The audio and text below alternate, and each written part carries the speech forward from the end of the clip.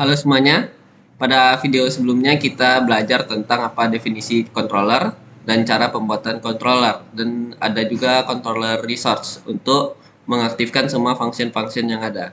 Nah, di pertemuan kali ini kita akan belajar tentang cara mengirim data melalui controller. Di sini tujuannya itu untuk supaya nanti jika kita sudah belajar tentang model, untuk mengirimkan data ke model dan controller ke view itu tuh dengan cara yang sama. Jadi nanti dengan penghubung antara model dan view adalah controllernya. Di sini saya sudah ada beberapa catatan yang tugas kita akan lakukan sekarang, yaitu pertama menggunakan hash. Cara menggunakan hash.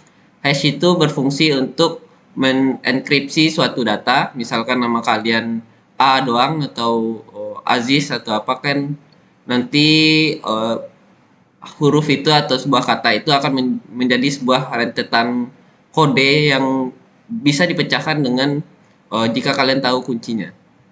Saya akan mempraktekannya. Pertama-tama kita akan membuat controller baru yang memiliki resource di dalamnya.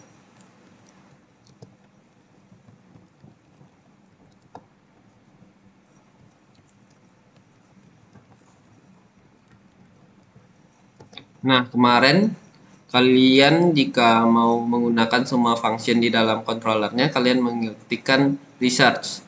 Kalau tapi kalian bisa juga mengetikkannya dengan satu slash dan slash r. Dia akan membuat apa namanya coba coba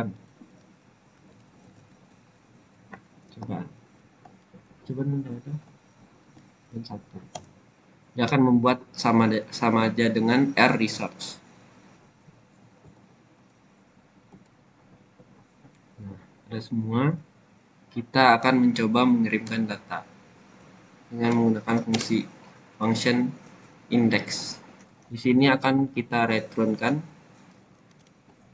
Kita buat view-nya dulu, view kosong. Atau kita akan menggunakan view yang sudah ada.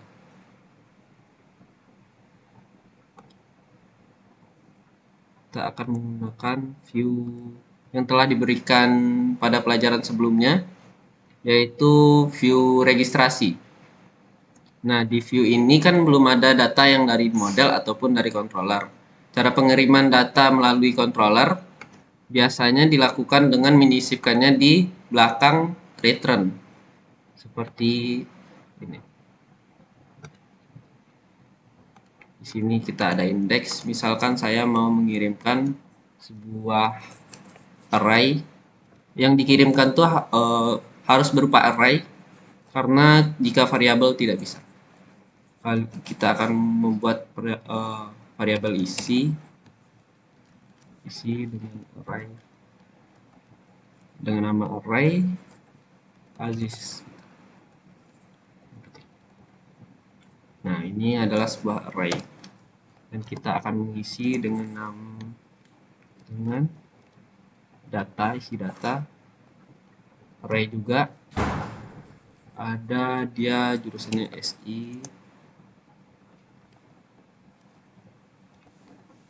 misalkan begitu.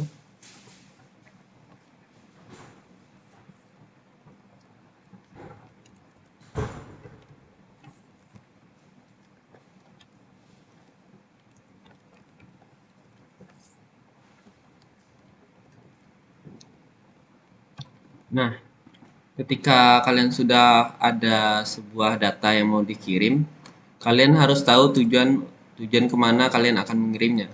Seperti di sini saya akan kirim ke sebuah view baru. View, kita buat saja view baru, mana? Kita view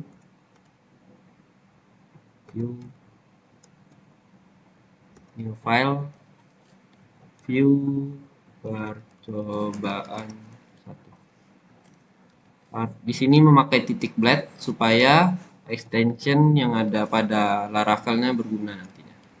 Kalau tidak, kita tidak akan bisa menggunakan fitur-fitur dari Laravel. Saya akan membuat sebuah web kosong. Setelah kita membuat view-nya, tampilan view-nya. Sekarang kita akan membuat routersnya sebagai penghubung antara controller ke view. Di sini kita akan ke routers dan ke web. Di sini copy saja dari pertemuan sebelumnya. Kita bisa menggunakan Alt Shift bawah untuk mengcopy secara instan. Kita ubah ke nama controller yang kita sudah buat tadi dan kita harus mengimportnya. Karena saya di sini sudah mendownload beberapa extension untuk memudahkan mengimport data, jadi tinggal klik kanan dan ada import class di sini. Jika kalian belum ada extensionnya, kalian bisa saja mengklik bagian extension dan mendownload extension yang kalian perlukan. Seperti contohnya di sini ada beberapa extension yang sangat berguna untuk dipakai di Laravel ini. Nah, setelah kalian membuat routersnya, hapus 21 plus index. Nah, setelah selesai, mari kita coba dulu apakah terhubung.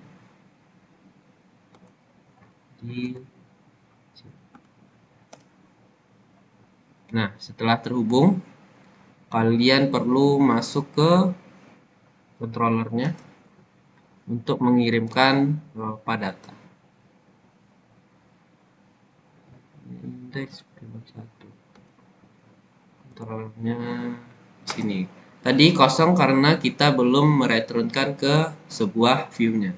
Di sini kita akan return, membuat return view dalam kurung. Di sini kita kasih petik dan nama sebuah view-nya tadi. Nama view-nya tadi view percobaan 1. Nah, setelah kalian membuat ini, maka routers tadi akan mengirimkannya ke controller dan controller akan mengirimkannya ke view ini. Di sini kita akan mengetahui cara memindahkan sebuah data. Misalnya di sini saya punya sebuah variabel array yang isinya SI tugas video. Untuk cara memasukkan sebuah array ini ke dalam view tadi, kita hanya perlu membuat koma dan membuat variabel yang mau kita kirim. Misalnya seperti isi di sini. Dia akan mengirimkan ke view dengan cara kita bisa dengan cara melihatnya dengan cara dd isi.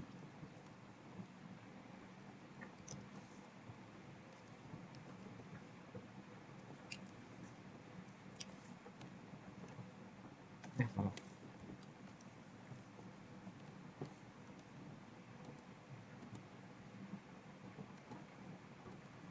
Masih ya. Matikan dulu returnnya.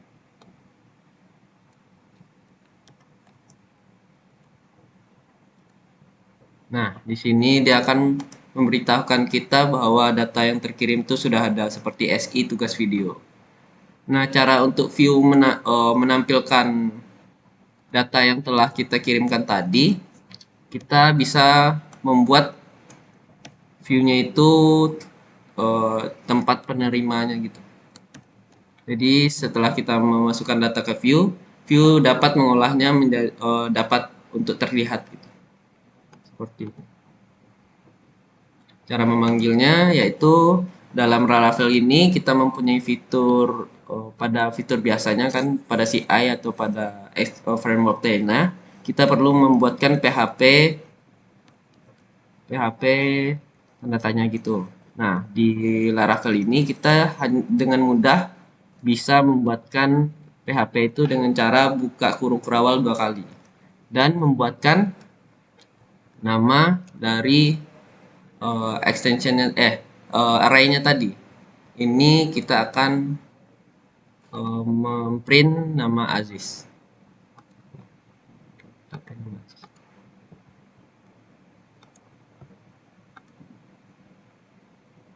Nah, error di sini karena kita memasukkan array yang tidak bisa terbaca atau terulang oleh si view.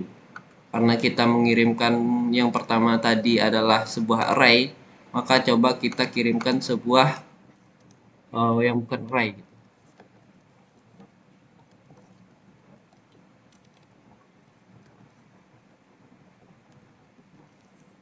Di sini namanya kita buat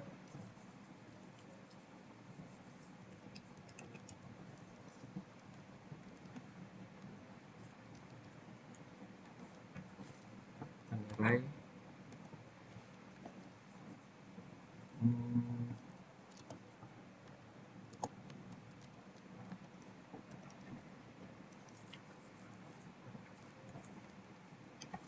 Jika kalian ingin mengirimkan data berupa tidak array, kalian bisa mengubah kurung sikunya menjadi kurung biasa. Kita akan hapus ini menjadi A. Kita ubah lagi di view-nya dengan membuatkan A saja. Nah, unfind variable A karena salah. Kita akan mengirimkan namanya tadi apa? Controllernya salah. Bukan array. Saja biar tidak salah lagi.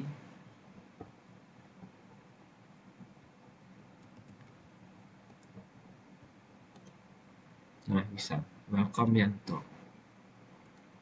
Di sini kita sudah mengirimkan data satuan gitu. Dan jika kalian mau menggunakan data berupa array, kalian bisa melakukan for each untuk pemanggilan berulang. Misalkan di sini kita lihat list pendidikan. List pendidikannya di sini. Nah, di bawah list pendidikan kita akan memanggil data yang berupa array tadi. Dengan cara kalian bisa mempermudah kerja kalian menggunakan fitur Laravel ini. Kalau menggunakan cara biasa, kita perlu mengetikkan PHP tanda tanya bla bla bla. Tapi dalam Laravel ini kita bisa dengan membuat apa ini?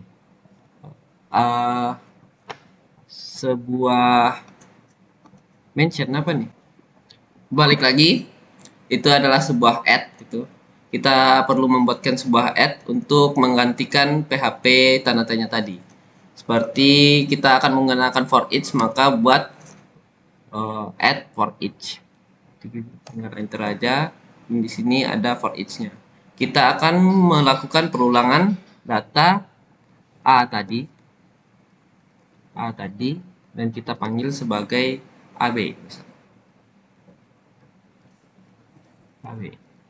Saya akan melihat contohnya dulu di sini. Okay. Nah, di sini kita hanya perlu memanggilnya dengan nama AB tadi. Kita hanya perlu membuat kurung perawal 2 buah tadi dan memanggil variabel AB. Nah, mari kita lihat. Apakah sudah terkirim? Error karena variabel A tidak diketahui. Oh, nama yang kita kirimkan tadi, nama array-nya tadi Aziz, bukan A dong. Aziz.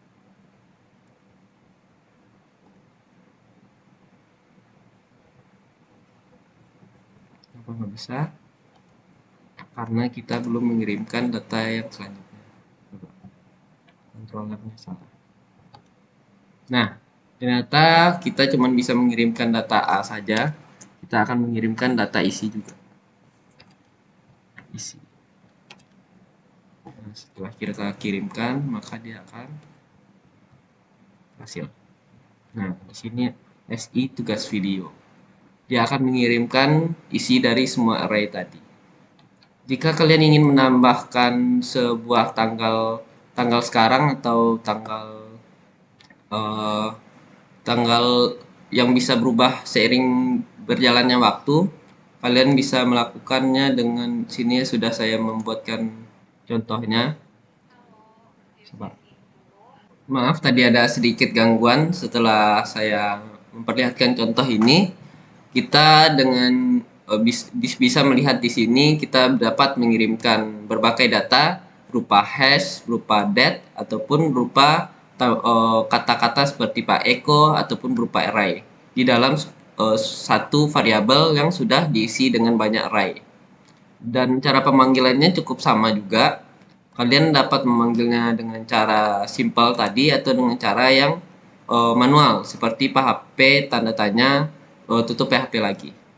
Nah, contohnya di sini dalam contoh ini dia akan menggunakan sebuah tanggal dan sebuah hash, sebuah kode inskripsi dan sebuah tanggal yang berupa tanggalnya belum diinputkan.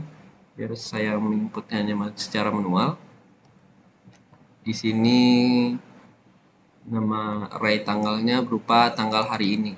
Kita akan copy aja dan kita akan membuatkannya di contoh yang saya berikan. Misal list pendidikan, kita ganti dengan sebuah tanggal hari ini. Jangan lupa tanda kurungnya. Nah, dan tanda petik. 1. Petik 1.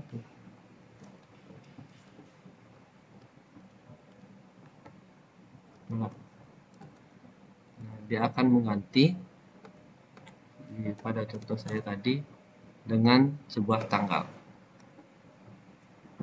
Untuk kalimat hashnya, kalian dapat menghashkannya dengan sebuah kode, yaitu saya lihat dulu hash. Kalian mau memakai hash apa? Di sini memakai hash SHA-256. Kalian juga biasa memakai hash yang biasa dipakai orang, yaitu MD5 atau MD2. Untuk kalian menghashkan apa yang mau kalian hashkan, kalian bisa melihatnya di sini. Di sini ternyata apa yang kita inputkan pada parameter di atas search, yaitu yang akan dihashkan. Jadi jika kita membuat percobaan /Aziz, dia akan merubah hashnya itu yang berupa hash MD5. Saya rasa cuman itu yang dapat saya berikan pada saat ini, karena materi mengirimkan data itu cukup sedikit. Dan terima kasih sudah mendengarkan. Mungkin untuk video-video berikutnya saya akan menjelaskan lebih teliti lagi. Sekian, terima kasih.